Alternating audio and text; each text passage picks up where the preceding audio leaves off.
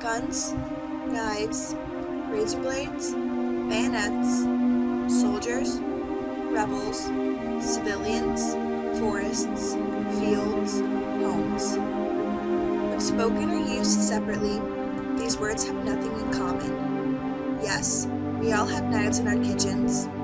Yes, we have soldiers serving in the United States military. Yes, Pennsylvania is full of forests and fields and homes. For women in the Democratic Republic of Congo, these words carry a far different meaning. These are the objects, the perpetrators, and the places in which acts of sexual violence are committed against thousands of Congolese women daily. The Democratic Republic of Congo has long been a patriarchal society convinced of the inferiority of women and believing in male dominance of the female body. Sexual violence should not be acceptable in any society, and providing health care and an education for women in the Congo will help Congolese women gain back their freedom. Since 1997, when the Second Civil War in the Congo began, women have been raped by soldiers, rebels, and even their own community members. Although the war officially ended in 2002, men continue to rape women daily. As published in The Age in 2008 by Mayor Speck, women have described being bayoneted or shot inside their genitals. A bayonet is a knife or other sharp object connected to a gun, typically a rifle. The act of being bayoneted consists of women having bayonets forced into their vaginas.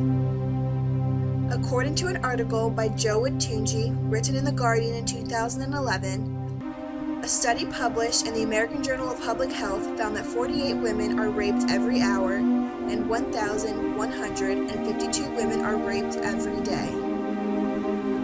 From CNN World News by Nima Elbagir in 2010, women are often ambushed while working in a field or other area close to their homes, which has coined the phrase taken into the forest as a euphemism for rape. Spoken in a personal interview by Professor DeRoos in 2012, when women are consistently raped, they often develop fistulas, which according to the Mayo Clinic are vaginal tears. These tears connect the vagina to either the bladder or the anus, and in some cases to both organs. These tears cause women to leak urine or feces for the rest of their lives unless they get the proper reconstructive surgery. Sometimes the surgeries are unsuccessful, and women will need to undergo multiple surgeries in order to treat the fistula. Mateso is a rape survivor whose story is on the Pansy Foundation website. Mateso was kidnapped by the FDLR when she was 13 years old and kept as a slave for a year. While held captive, she was repeatedly raped and eventually became pregnant. While Mateso was giving birth, her captors used a knife to cut her vagina to make the birth quicker and easier, and her baby was stillborn. After the birth, Mateso was locked in a room for days and forced to drink soldiers' urine. The soldiers doubted she could escape because of the extent of her vaginal injuries, therefore she wasn't guarded. She eventually escaped, walking for 3 nights and hiding during the day until she found help. Mateso was taken to the Pansy Hospital and she is now 15 years old.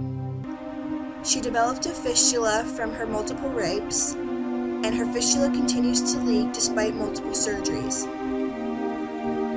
There are plenty of organizations dedicated to aiding women who have suffered from mass rape in the Congo, and many ways to become involved within these organizations at an individual level. Donating time or money to organizations such as Women for Women International, International Rescue Committee, or Pennies for Pansy is the most efficient way to aid women in the Congo at this point in time. Pennies for Pansy is a locally based organization which was founded by Professor Leanne DeRoos from the Penn State Altoona campus, and Pennies for Pansy specifically supports the Pansy Hospital. Pennies for Pansy is the most realistic organization for Penn State students to be involved in the issues in the Congo because it's locally based and easily attainable. The Pansy Hospital is the only hospital in the Eastern Congo that treats survivors of sexual violence.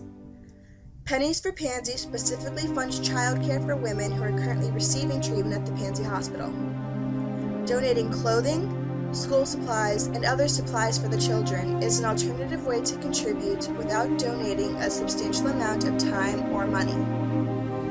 While donating time and money to these organizations will not stop sexual violence against women, aiding and educating the women who have already been victims of sexual violence can be the first step in Congolese women taking a stand against what is being done to them.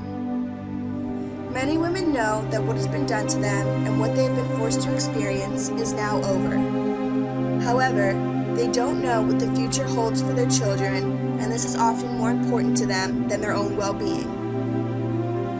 Providing care and an education for rape survivors' children, through organizations such as Pennies for Pansy, gives these children the power to know what is happening throughout the Congo is not right, and the power to create different lives for them than those of their mothers.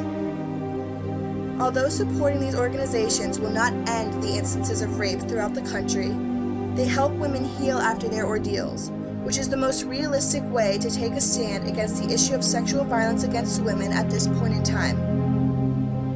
Think back to your childhood and how peaceful you slept as a child. Maybe your parents cooked dinner for you, read you a book, and kissed you goodnight. Remember how your biggest worry was getting home for dinner on time, or choosing what book to check out from the school library. Remember how your biggest fear may have been spiders, bullies, or getting bad grades. Now think of women growing up in the Congo, plagued by dreams of rebels and bayonets and being kidnapped. Their mothers were raped, as are their daughters, their grandmothers, their cousins, and their sisters. Their fathers can do nothing but stand by and watch, or perhaps their fathers are raping women as well. These women's biggest worry is never being able to return home, and their biggest fear is watching their children suffer the same fate. We can change the lives of women in the Congo, and perhaps they too can sleep peacefully. Sexual violence occurs everywhere, all across the globe. In some places, there are laws against it, such as in the United States, and in some places, it is a part of normal everyday life, such as in the Congo.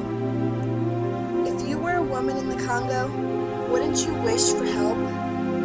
Wouldn't you want people to take a stand and fight for what every woman deserves, the right to her own body and the right to freedom? Take a stand, make a donation, and volunteer your time. Help strip the Democratic Republic of Congo from its title as the worst place in the world to be a woman.